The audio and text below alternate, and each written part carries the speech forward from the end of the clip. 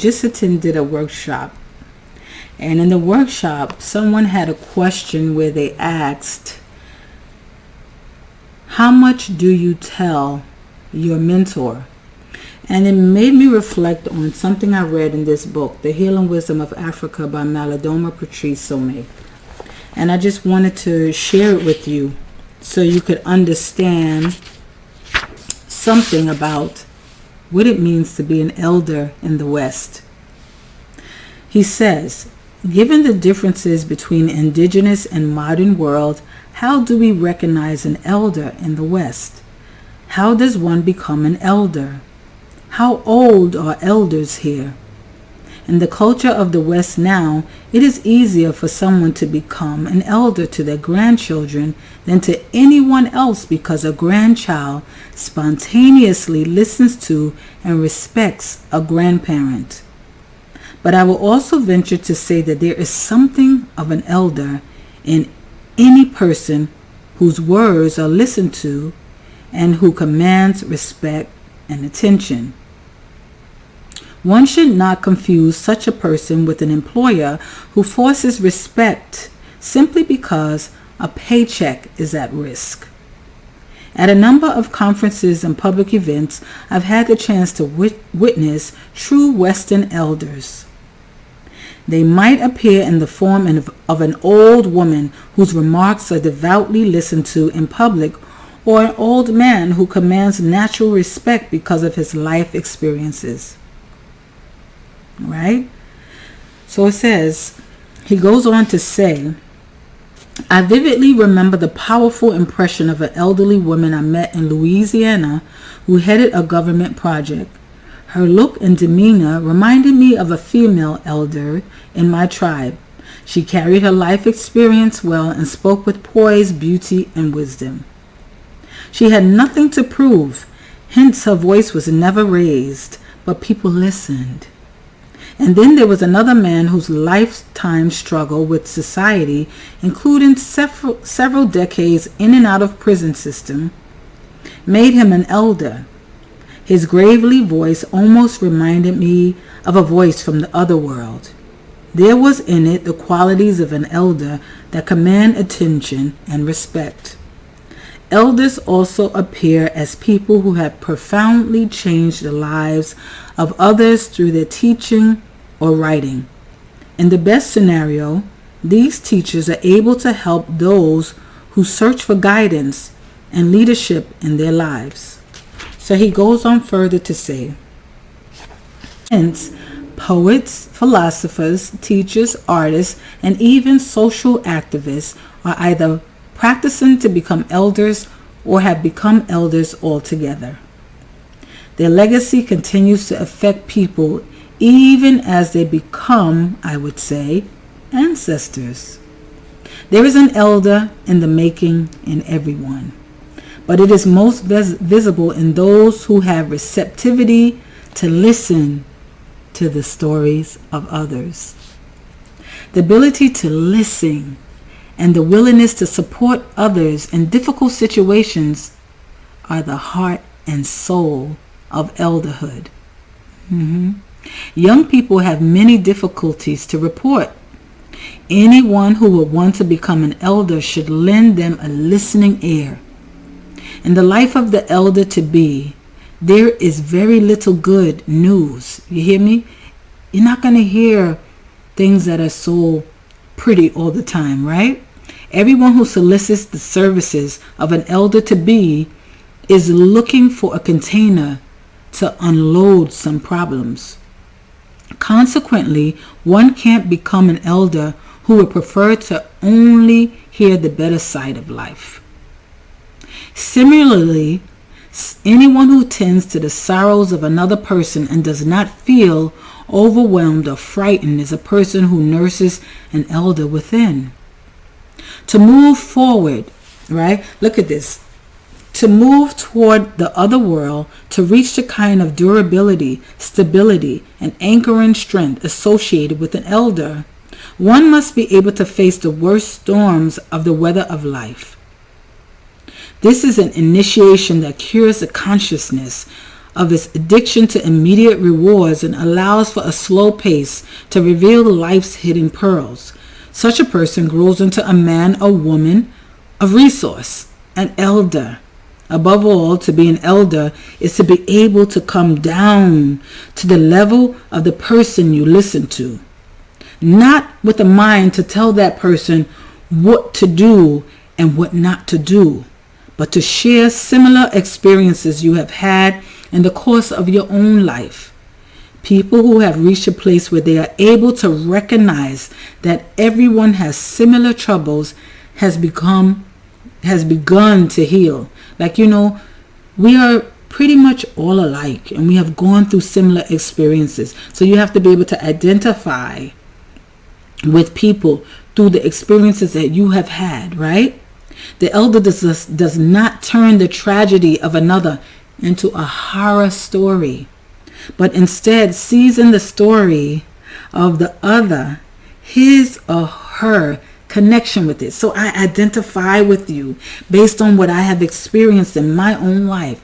And so sometimes people think, when you say some things to them, you offer advice or whatever, or not even that you offer advice, but you offer some input, that you're acting like a know-it-all. But you know what? You identify with what they're going through because you've had the same kind of experiences in life to some degree.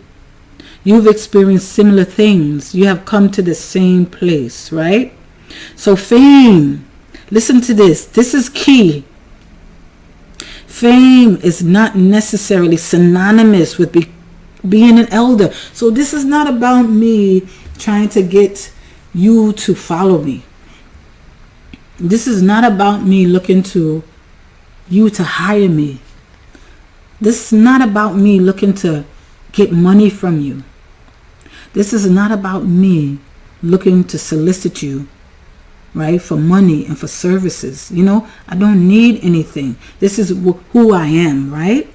The person behind the fame may just be a child starving for love and attention. Like, they just need followers. They need fans. That is not an elder. But people searching for guidance tend to make famous people elders. Like, we have all these entertainers that people are following. They look into them for answers. Because, you up there on the platform, you high, you in the lights. You must be an elder. You must be somebody I must follow. No, don't be misguided, right?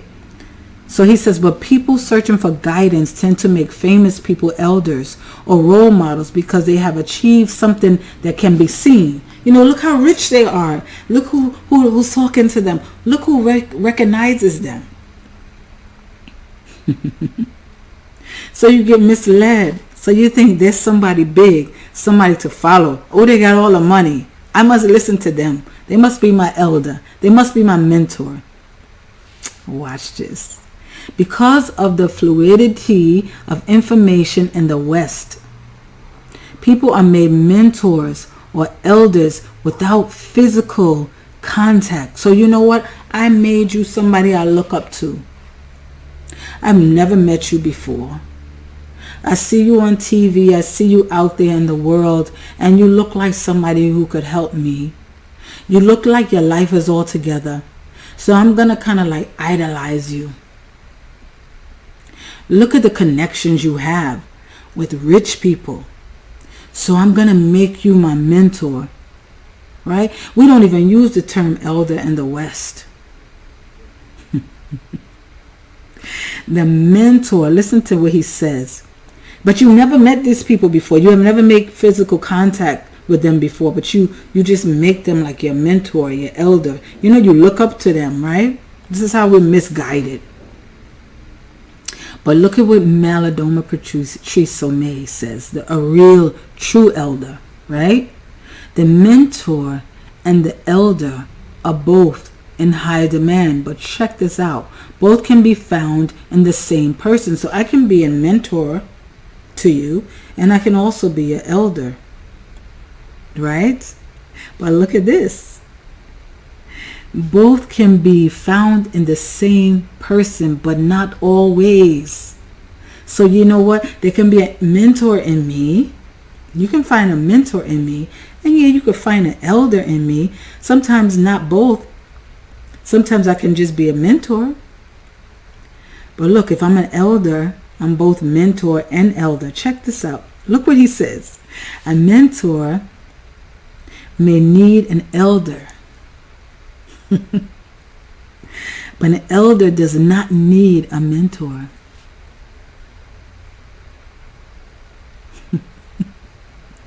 In this culture, right, where the quest for both the elder and the mentor is almost epidemic, it is not surprising that a person able to mentor is made prematurely into an elder.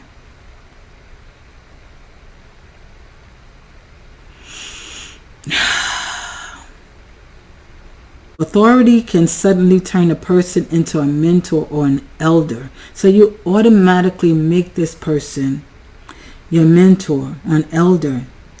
He says it is as if in the Western context, these roles arise as a result of an event in the person's life that brings that person to a certain level of visibility. You understand what I'm saying? So what happens is that you make people elders and mentors prematurely. You know, I remember one time I made this speech and I was talking about just because you become old does not automatically make you an elder. Like elder, there's things that come with it. You know, you don't just get that title, you know. I didn't even understand the depths of what I was speaking about, right? Like I didn't read it in this book. I just knew it innately. Like as something made me speak about this when I made this speech, and people were laughing. They were like, oh, okay. Women were mocking me. Like, oh, okay. But if they were really listening to what I was saying, right, they would have understood that it wasn't me that was speaking. If they could really, if they were in tune with the spirit that was in them, then their spirit would have recognized what I was saying and saying, you know what, I heard that before. Because like he says right here, he says, right, there is an elder in the making in everyone. But it is most visible in those who have the receptivity to listen to the stories of others. I love to listen to older people, always did, always attracted. Not just older people too, but people in general. I'm there to hear a good story. Oh, I'm there. A story. I just want to offer myself up to just listen to your story. I've always been like that.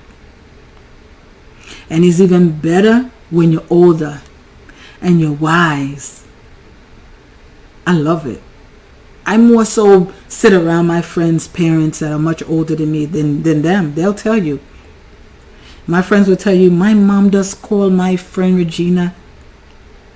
My dad does call Regina. Older people. And I call them. Right? So when he says the ability to listen and the willingness to support others in difficult situations are the heart and soul of elderhood. I have been being molded to be a seasoned elder since I was a young girl. It's only now that I'm older I really recognize what has been happening to me. Why when people say, I don't know why I'm telling you this. I never even told my family this. Why am I telling you this? And I just laugh because it happens to me over and over, but I didn't even know what that was. I just knew it was a gift I had. And it used to be like a heavy burden. And it still feels like that sometimes, but I recognize I can't run from it. I can't run from it. But embracing it is important. right? Because it's all part of the preparation for what's to come. So this is what Malidoma Patrice Some. I will always honor this elder for these words, because it just clicked and it confirmed the things that I have been experiencing inside of me. So he says, if people in the West embrace the idea that the elder is at the edge between two worlds and is therefore a window to the other world, as well as a mirror of it, certain of the West's social problems would be solved. Right? One of them is the rejection of aging and the elders, which puts the culture at risk. The other is the West's relationship to the sacred. So we are missing so much. We have so many missing elements, right? We are at risk because we have blocked that. We have cut that off, shut it off. We don't even want to hear what the older people have to say. We don't even want to hear. We don't lend an ear to the elders. We don't have time for that. We have shut that off. So we have cut off the communication, the sacred communication. We have cut it off. And we wonder why we're in the situation we're in. We need to be sitting at the elders' feet. We need to be listening. We need not running down these things that are not going to help us be able to discern things in the natural and the spirit. We can't discern if we're running down things that are just they're tangible stuff. They're temporary. Listen to what the elder says, right?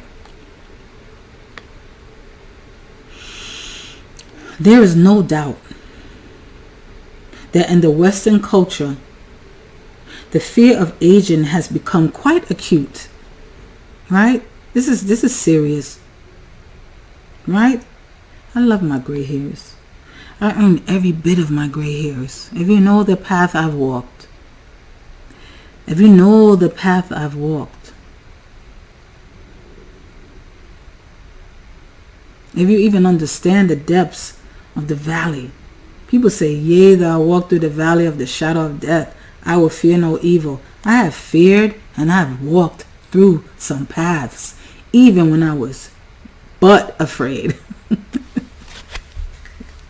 I was afraid and I walked the path with faith, knowing that I was being guided and protected by my ancestors, knowing that I was not alone. Right? So here it is, right? People certainly have many reasons to think that old age is not something to look forward to, right? But in light of what has been said about elders in an indigenous African context, one could explain Western fear of old age as linked to the sense of uselessness. You think I'm useless? You think I'm useless because I'm getting older. I'm more useful as I age. People said like fine wine. Well, it's deeper than that. Forget the wine. Forget that. Oh, you age like fine wine. That's just physical stuff there. They don't even understand the depths of being older and wiser and being an elder. This is not about, oh, I look good, I age good, and all of that. Mind, body, but spirit actually comes first. Spirit, mind, body last. Body goes. Spirit lives on forever, forever, forever, forever, forever. That's what we want to be concerned about. That which is everlasting. If in Western society, people who find ways in their old age of spending their abundant time with their grandchildren, perhaps this would raise the appreciation of old age and pave the road for more sacred approach to being old. For if to get old is get closer to the ancestors, then old means that which is closer to the sacred, and it is not to be feared. I get emotional about this. I get very emotional about this because I think about just the wisdom of Africa.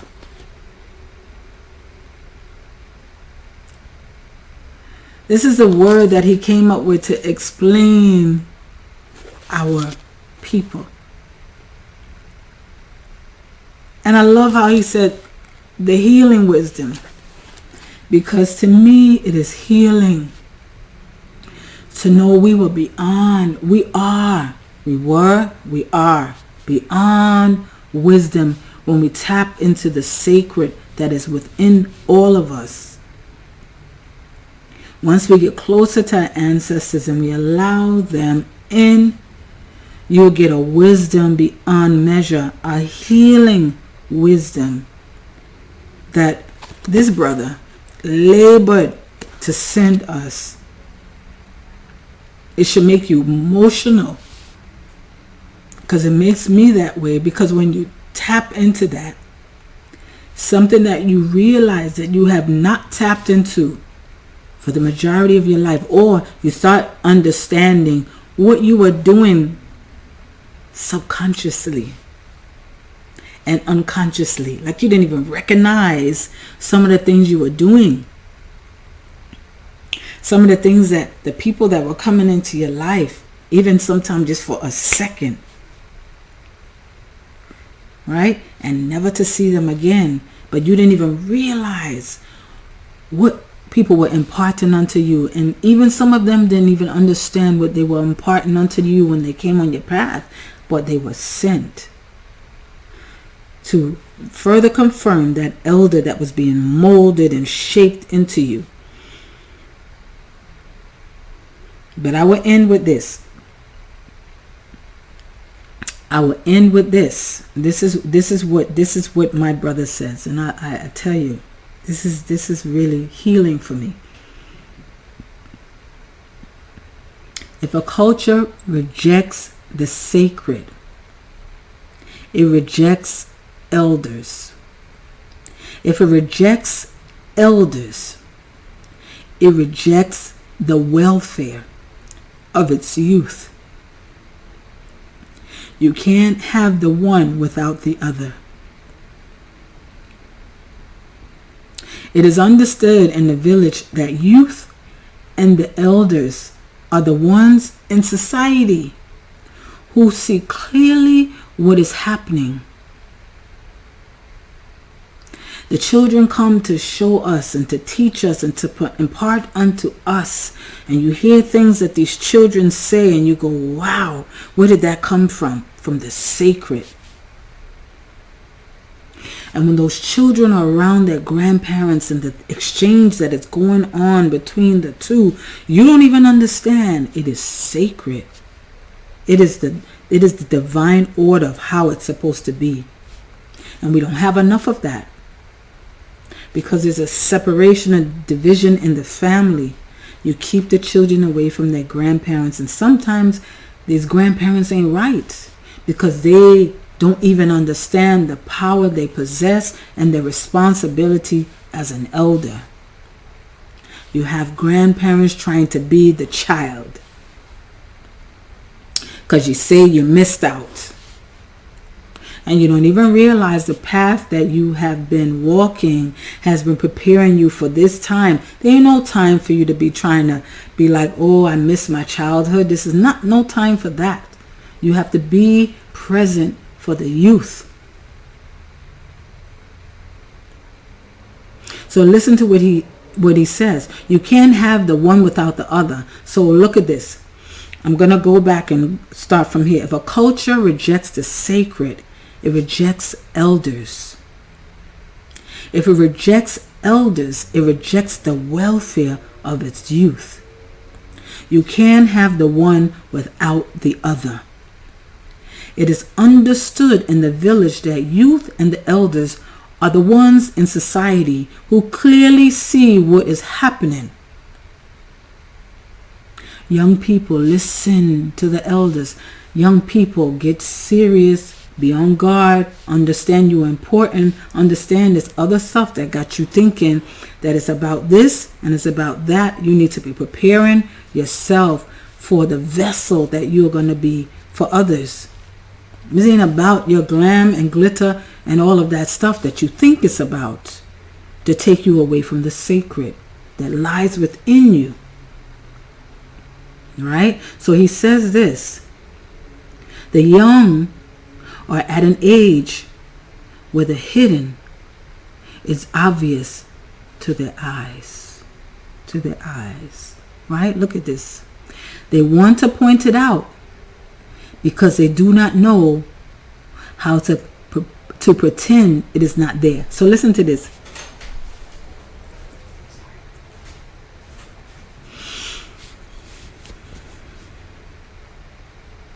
The young are at an age where the hidden is obvious to their eyes.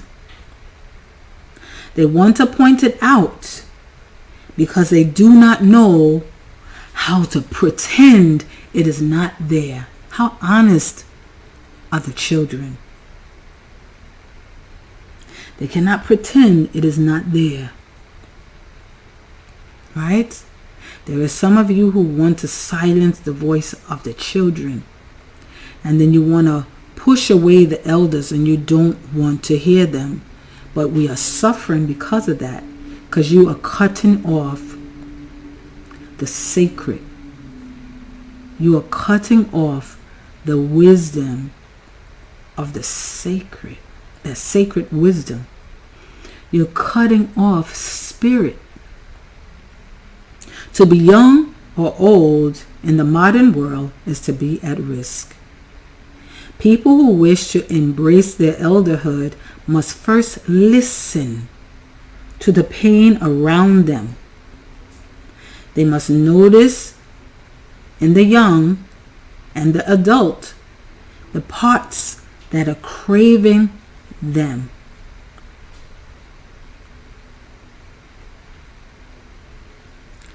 They must, people who wish to embrace their elderhood must first listen to the pain around them.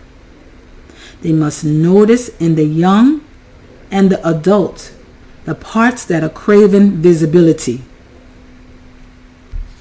We must learn how to sit quietly with our youth and to listen quietly to what they have to say. So you don't dominate the discussion. This is the job of the elders. This calm, almost meditative approach to youth can also be a model for self-calming to other people who are too troubled to be quiet. Calmness is the beginning of the ability to hold the space, the beginning of an elder's contribution to the community. So this is something that we must revisit as elders. Right? So look, I'm going to repeat it again. People who wish to embrace their elderhood must first listen to the pain around them. They must notice in the young and the adult the parts that are craving visibility, the parts that want to be heard and seen, right? We must learn how to sit quietly with our youth and to listen quietly to what they have to say. This is the job of elders. This calm, almost meditative approach to the youth can also be a model for self-calming. This calm, almost meditative approach to youth can also be a model for self-calming to other people who are too troubled to be quiet. Calmness is the beginning of the ability to hold the space, the beginning of an elder's contribution to the community. Right? So this is just something that came upon my spirit after coming out of this workshop where somebody tapped on mentorship. They don't even understand eldership. They were just at the mentor. But what it is that they're really craving is an elder.